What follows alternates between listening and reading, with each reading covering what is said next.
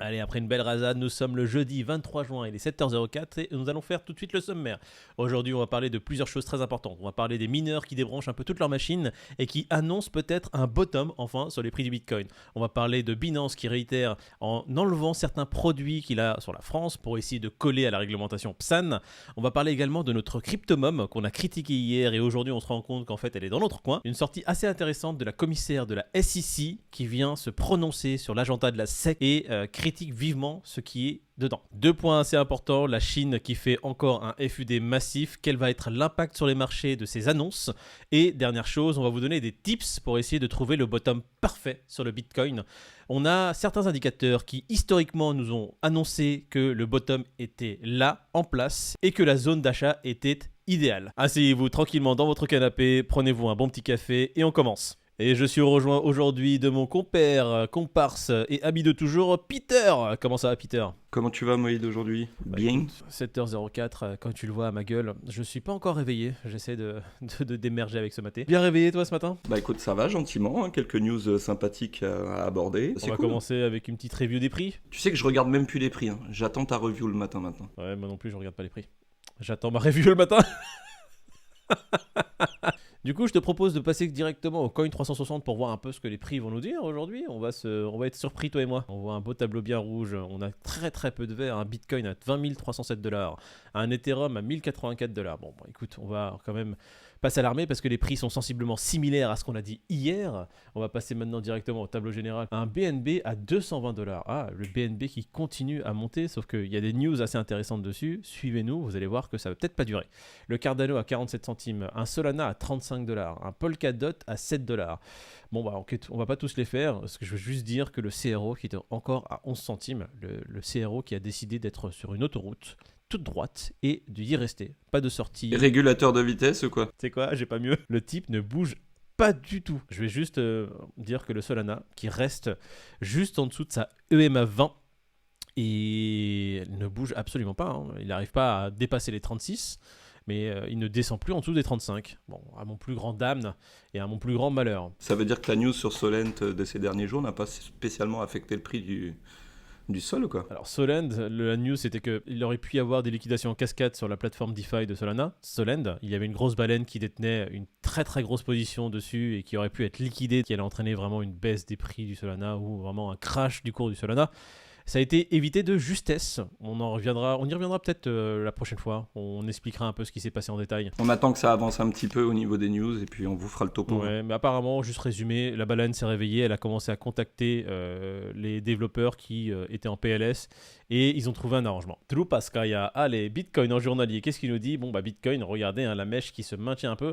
On va juste parler de... Bon, on ne le fait pas très souvent, mais juste pour vous montrer qu'il y a vraiment une bataille entre les bullish et les bearish. On le voit le 21 juin, on voit que la mèche est montée quand même assez haut. Hein. Le Bitcoin est allé aux alentours des 21 600 $. Et on voit que ceux qui sont plutôt bearish, les vendeurs, ont repris la main directement pour repousser les prix vers le bas. Cette bougie qui a une candlestick assez grande, qui monte vers le haut et qui se retrouve à la fin à faire une clôture aux alentours des 20 747, montre que la bataille entre les vendeurs et les acheteurs fait rage. Maintenant, plusieurs indices qui pourraient montrer qu'un bottom est quand même proche. On va en aborder deux majeurs. Ça sera la capitulation des mineurs et le nombre de wallets, le pourcentage de wallets qui sont en déficit. Suivez-nous pour savoir ce qu'il en est. On va parler un peu des niveaux critiques à surveiller. Il y a la EMA 20 qui se situe aux alentours des 22-23 000 $ et la EMA 50 qui se situe aux alentours des 28 300 $. Donc là, si vous voulez voir un changement de tendance, il faut que les acheteurs arrivent à repasser aux alentours des 23-24 000 $ dans un premier temps, ce qui serait un premier signe positif. Et il faudrait qu'ils repassent au-dessus de leur EMA 50. Il me semble que la EMA 50 est aux alentours de 28 500 $. Donc ça sera les deux zones à vérifier, à regarder, à checker. Et au contraire, pour voir s'il y a des signes de catastrophe et on va dire une dégringolade supplémentaire. Si le Bitcoin repasse en dessous de son support des 19 500, ça sera un premier signe. Et si on voit des mèches qui refont 17 000, bah là, moi, ça sera wouhou. L'Ethereum, pareil, ça arrive à se maintenir tant bien que mal maintenant au-dessus des 1000 $. Pareil, l'Ethereum qui nous avait fait une petite mèche le week-end dernier à 883 $. Alors, l'Ethereum, il y aurait un changement de tendance. L'EMA 20, il me semble qu'elle se situe aux alentours des 1300-1400$. Si on voit que les acheteurs arrivent à repasser ces niveaux-là, il y aurait un petit changement et je pense un rallye derrière les acheteurs de l'Ethereum. On va voir ce qui se passe courant de la semaine et comme d'habitude, hein, c'est surtout le week-end quand les gens sont pas souvent sur leurs écrans que les plus grosses mèches arrivent. Si ce week-end, on voit encore des mèches qui vont vers le bas, qui cassent les $1000 et se retrouvent aux alentours des $800, pour moi, ça sera une embellie et j'espère que ça va arriver. Le week-end, tu le disais hier, c'est que les institutionnels sont pas là, donc il y a moins de volume et qu'effectivement, des fois, il y a plus de mouvement, quoi, tu vois, à la baisse. On va attendre de voir ce qui se passe, mais pour le moment, ça range un petit peu, quoi. Hein. Le BNB, tiens, on va regarder rapidement. BNB qui a son support au 211. Le support des 211 qui vraiment tient, hein, qui a juste, on va dire, été cassé ce week-end et recovery direct. Les acheteurs ont repris la main et ont refait passer les prix aux alentours des 211. Si 211 casse, on se situe après sur un des niveaux seuil critiques aux alentours des 180-183$. Et si on casse les 183, on se dirigera doucement vers les $150 sur le BNB. Pour l'instant, ça tient. On va pas non plus faire de FUD ou de commentaires massifs sur le sol, sur le BNB. On va regarder le sol rapidement. Le sol qui se maintient à $35. Je crois qu'il a une EMA 20 à 36. Donc voilà, on est proche des 36, on est juste en dessous, mais les 35 sont tenus. On a quand même fait des belles mèches aux alentours des $26 sur le Solana. C'est ce qui avait entraîné la news sur le Solend. Comme d'habitude, vous savez que je le répète à chaque fois, s'il y a un mouvement à la baisse sur le Bitcoin qui reste le roi dans son domaine, si le Bitcoin tousse, ils vont tous tomber malade. Tout le monde tombera malade, tout le monde commencera à tousser, ça sera une toussette générale. L'Ethereum et les alts vont suivre à la baisse. Bon, on va passer directement aux news. Qu'est-ce que t'en penses, Pete ? Ouais, complètement, vas-y. Hein. On va parler de Binance et de ses produits dérivés. Alors, Binance qui abandonne un peu les produits dérivés comme Future, et je ne sais pas c'est quoi l'autre, je te laisserai commenter. Qu'est-ce qui se passe sur Binance ? C'est suite à leur certification PSAN et puis les autorisations pour être régulés en France, tout simplement. Je me souviens qu'ils avaient déjà fait une annonce il y a quelques mois pour descendre l'effet de levier. Ouais. Tu sais, je crois que tu pouvais faire des leviers x200 et autres. Ils avaient déjà adossé ça avec une limitation. Ouais. Et là, c'est carrément bien durci. Donc, plus de futur, plus d'effet de levier. Enfin, tu as 2-3 services que proposait Binance pour les utilisateurs français qui arrêteront donc dès le début août. La question qui se pose, c'est est-ce que ça va faire dévisser le prix du BNB ? Est-ce que ça va faire migrer les utilisateurs français sur d'autres plateformes qui proposent encore ces effets de levier futurs, par exemple, sans réglementation française ? C'est la question qu'on se pose et qu'on va surveiller donc de très près. Ouais. Alors, ça va être un changement assez majeur pour les utilisateurs français qui surtout sont dans le trading et qui utilisent ces outils-là, hein, tout ce qui est futur, etc. Je pense que logiquement ils vont commencer à migrer sur les plateformes qui le proposent encore. Je crois que Gate.io est encore là à le proposer. Les Français peuvent aller dessus et faire un peu ce qu'ils veulent. Ça va sûrement peut-être faire même dévisser, comme tu en parlais, le prix du BNB. Qu'est-ce que tu en penses à ce niveau-là ? On sait que le BNB c'est surtout... il y a tout l'écosystème derrière qui maintient ce BNB. Mais effectivement, si tu as une chute des utilisateurs sur leur plateforme, je pense que ça peut avoir un impact certain sur le prix. Donc j'attends de voir. Tu disais ce matin qu'il se tient bien. Ouais. On attend de voir un petit peu. La nouvelle a eu lieu hier, donc c'est peut-être encore un peu tôt pour ressentir les effets de cette annonce. Ouais. Bon, on va voir, parce que le marché français n'est pas non plus un gros marché par rapport à tout ce qui se passe dans le monde. Binance qui est quand même le leader dans son domaine. Oui, on va pas. Alors si les Français qui se barrent. Mais ça leviette en France. Attention, ça leviette fort. Ça leviette fort. Ça leviette en France. Nous, on aime les leviers en France. On est des dégènes en France. Bravo les Français. Premier sur les dégènes. Allez.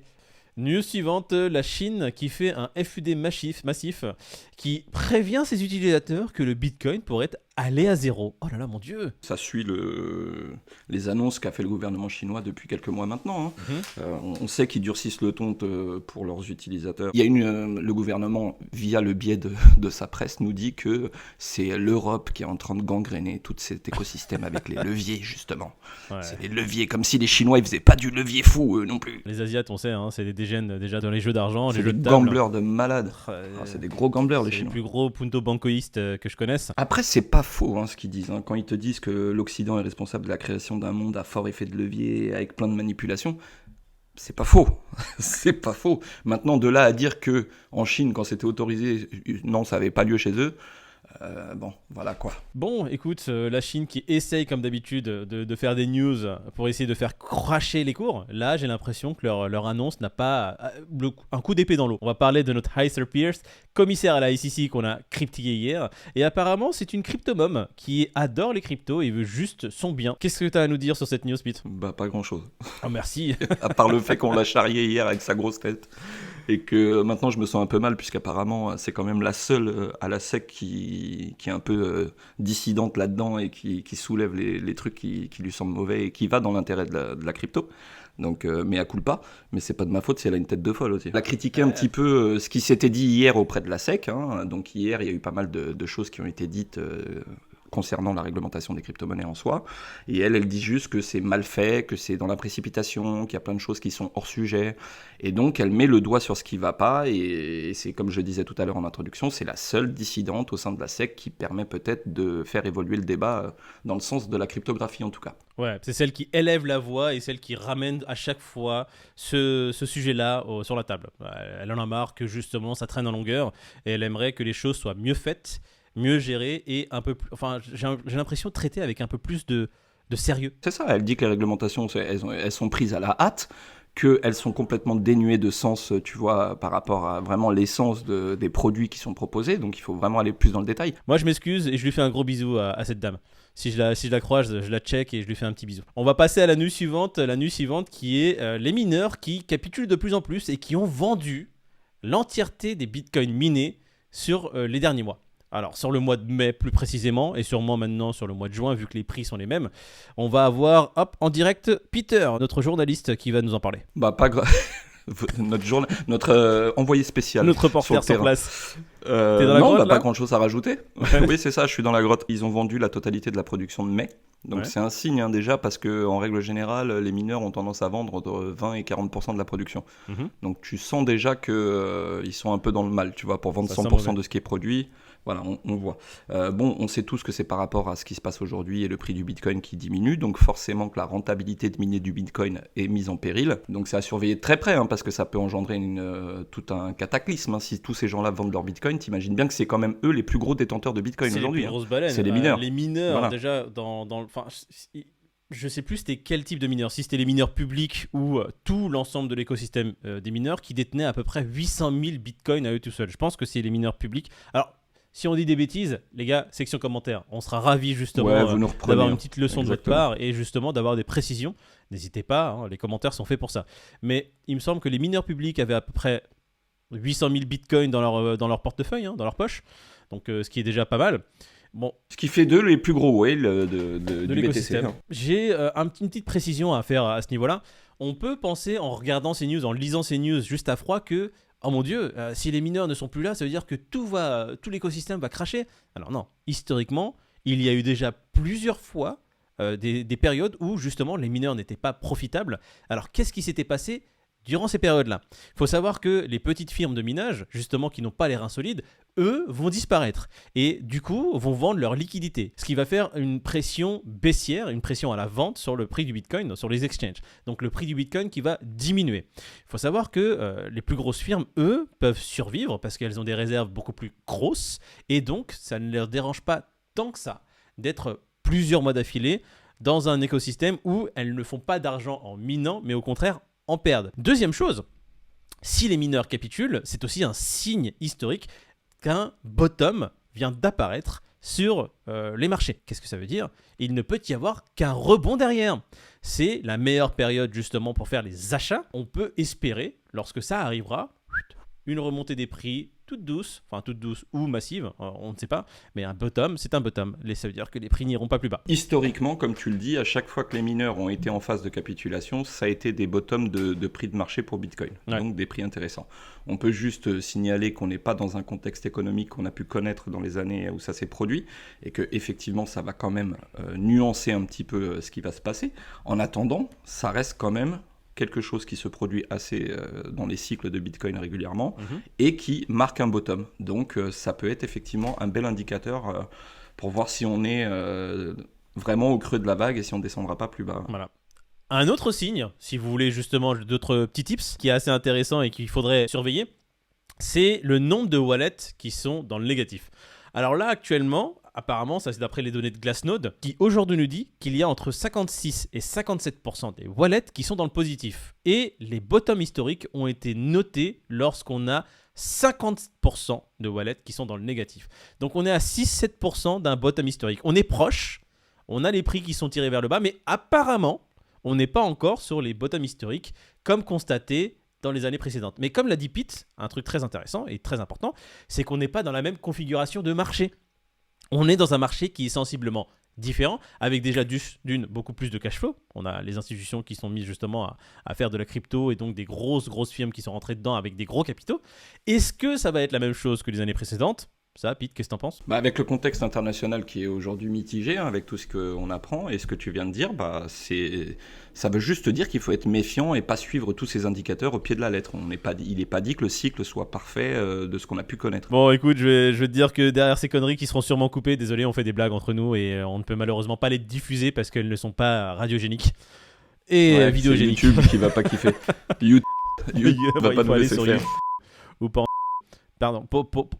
En plus, je dis le nom, quoi. Je suis vraiment fatigué, moi. Si vous avez apprécié la vidéo, comme d'habitude, n'hésitez pas à nous suivre, vous abonner à notre chaîne. Ça nous soutient et ça nous donne beaucoup de force. N'hésitez pas à liker ou à mettre un pouce rouge sur cette vidéo et à commenter. Alors, dès qu'on fait des approximations ou si vous avez des choses très intéressantes à dire sur ce qu'on a pu commenter, n'hésitez pas surtout à venir mettre votre petit grain de sel. Ça nous fait plaisir. On va nous se quitter et se retrouver demain matin. On est jeudi, donc ça sera la dernière de la semaine, vendredi. D'ici là, qu'est-ce qu'on pourrait leur annoncer ou qu'est-ce qu'on pourrait leur dire à ces viewers qu'on aime beaucoup ? Rien, qu'on espère retrouver David dans de bonnes conditions, que si jamais il y a des news marquantes, qu'on sera ravis de vous les présenter demain matin, et qu'on est toujours avec vous, avec ce marché tumultueux, et qu'on est ravis d'être là. Écoute, parfait. Messieurs, dames, j'espère que vous avez passé une très bonne journée ou vous êtes en plein réveil. On se revoit demain. Ciao. Bonne journée à tous, à demain. Par contre, t'es pas obligé de faire un placement produit pour ta tasse à mater à chaque fois que tu parles du BTC. Non, c'est juste que j'aime bien avoir un truc dans la main.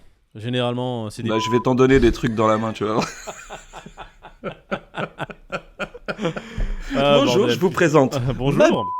Hop là, tenez, vous pouvez la tenir. Putain.